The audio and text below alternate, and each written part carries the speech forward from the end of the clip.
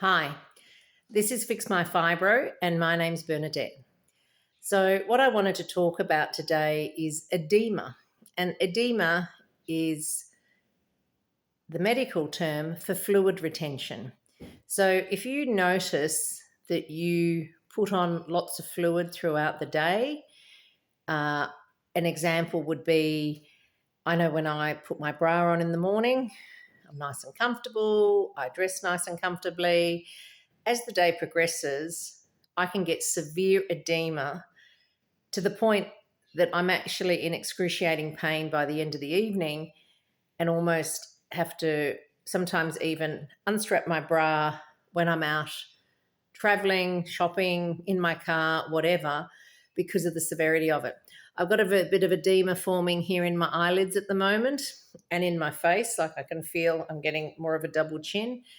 And you can see my eyes are half closed because I'm having like a fatigue onset because of edema set off by certain chemicals in our food.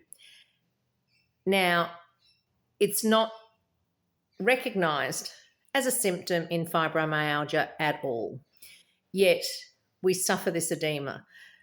I can tell you, I remember seeing Lady Gaga on a TV on a Graham Norton show, and she had a massive little edema double chin there.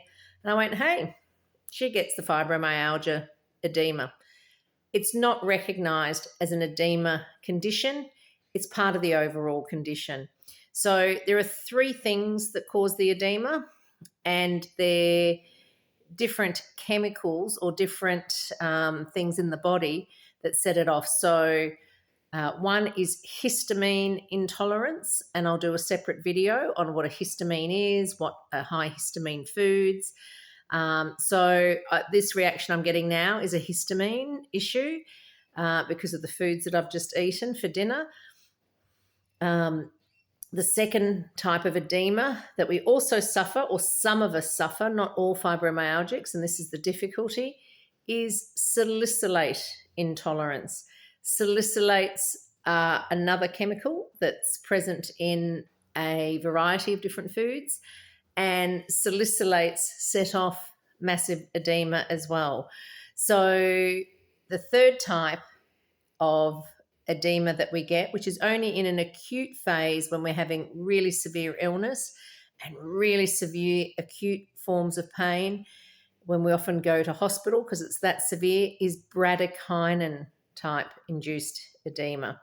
And bradykinin is a signaling molecule in the body that when it's released causes extreme pain for about 8 days, 7 to 8 days in your body.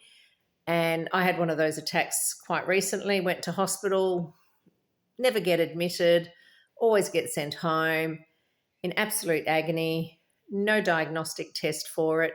So each of these intolerances do not have a blood-based diagnostic test to tell you if you have histamine intolerance, to tell you if you have salicylate intolerance, to tell you if you have this bradykinin issue in an acute phase or massive pain attack.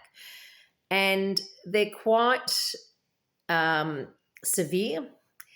And the issue in fibromyalgia, most of the weight gain is actually caused by edema initially or ongoing.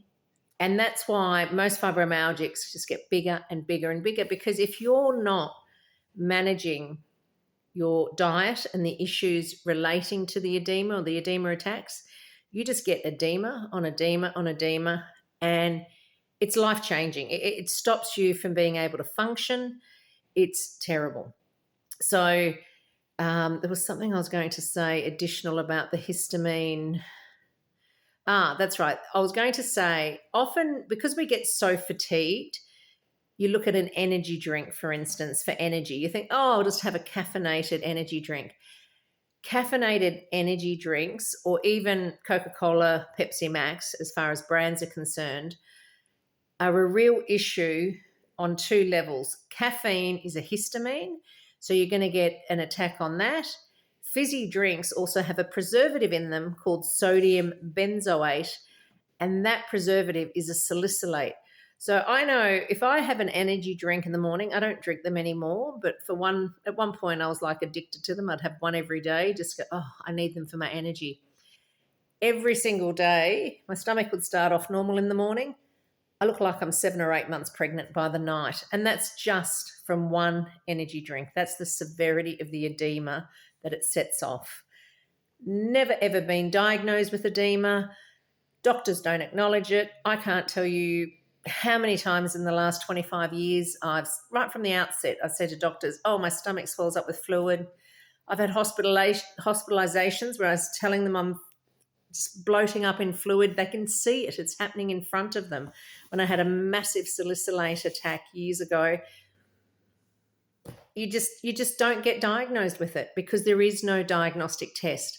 It's a huge issue in fibromyalgia, and you need to understand more about histamines, salicylates, and also this bradykinin edema that gets set off occasionally, not as frequently, but when you have severe pain attacks. So, and the bradykinin one is actually implicated in a condition called hereditary angioedema, of which there are two main causes or two main subtypes of hereditary angioedema. And there are about 30 subtypes now that have been identified through molecular genetic testing, but it's not routine genetic testing. So I actually think fibromyalgia is in part a hereditary angioedema that, because it's not being able to be diagnosed from a blood test, we just have to constantly suffer with these massive edema or angioedema attacks of fluid. It tends to affect the face, the stomach massively, and also down even through the thighs.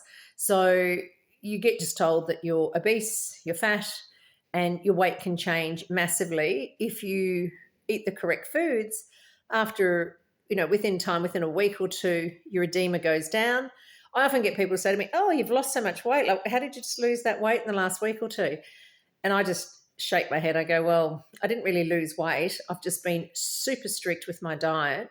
It's unbelievably hard to do a low histamine, low salicylate, and then with all of our other problems relating to the purines, a low purine diet to manage the overall fibromyalgia illness.